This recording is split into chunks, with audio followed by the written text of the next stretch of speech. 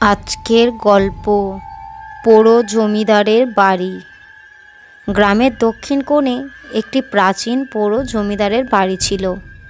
বাড়িটি বহুদিন ধরে জনমানব শূন্য। স্থানীয় লোকদের মতে বাড়িটি অভিশপ্ত।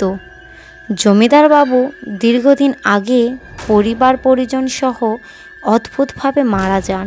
তারপর থেকেই সেই বাড়িতে নানা অস্বাভাবিক ঘটনা ঘটতে থাকে। এক রাতে এক পথিক রমেশ পাশের গ্রামে যাওয়ার পথে হঠাৎই বৃষ্টি শুরু হলে আশ্রয়ের খোঁজে সেই পোড়ো জমিদারের বাড়িতে প্রবেশ করে। বাইরে মুষলধারে বৃষ্টি পড়ছে আর বাড়ির ভাঙা জানলা দিয়ে শীতল হাওয়া ঢুকছে। রমেশ লণ্ঠন জ্বালিয়ে চারপাশ দেখতে থাকে। দেওয়াল জুড়ে ধুলো জমে আছে, ছাদে ঝুলছে মাকড়সার জাল। কিন্তু কিছুক্ষণ পর সে অদ্ভুত এক অনুভূতি আচ্ছন্ন হয়ে পড়ে। হঠাৎই বারান্দায় দিক থেকে করুণ সুরে গুনগুন করে আওয়াজ ভেসে আসে। রমেশ প্রথমে ভেবেছিল বাতাসের শব্দ, কিন্তু ধীরে ধীরে আওয়াজটি স্পষ্ট হতে থাকে।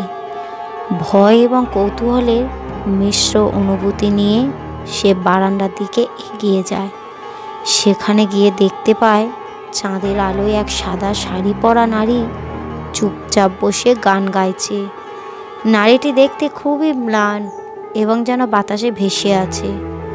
রমেশ ভয় পেয়ে কাঁপতে থাকে। সে কিছু বলার আগেই নারীটি ধীরে ধীরে তার দিকে মুখ ফিরিয়ে তাকায়। তার চোখ ছিল ফাঁকা, কিন্তু দৃষ্টিতে একরকম করুণা। নারীটি বলল, তোমার ভয় নেই, আমি এই বাড়ির মালিকের মেয়ে। আমার বাবা মায়ের মৃত্যুর পর আমাকেও জোরপূর্বক মেরে ফেলা হয়েছিল। সেই ঘটনার পর থেকে এই বাড়ি অভিশপ্ত। আমার আত্মা এখানেই আটকে আছে। রমেশ পুরোপুরি স্তব্ধ হয়ে যায়। ভয় পেয়েও সে সাহস করে প্রশ্ন করে, আমি কিভাবে তোমাকে সাহায্য করতে পারি? নারীটি তো বলে, তুমি গ্রামের মানুষদের বলবে এই বাড়িতে কেউ আসবে না।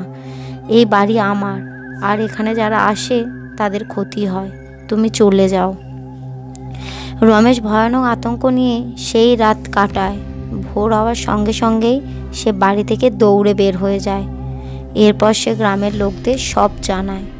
এরপর থেকে আর কেউ ওই পোড়ো বাড়ির জমিদারের কাছে যায়নি। কিন্তু এখনও রাতের বেলায় কেউ বাড়ির কাছ দিয়ে গেলে সেই করুণ সুরের গান শুনতে পায়।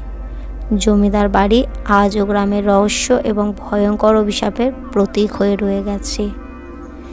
গল্পটি কেমন লাগলো কমেন্ট করবেন এবং লাইক করবেন। আরও নতুন নতুন এই রকমের ভূতের গল্প শুনতে চ্যানেলটিকে সাবস্ক্রাইব করবেন।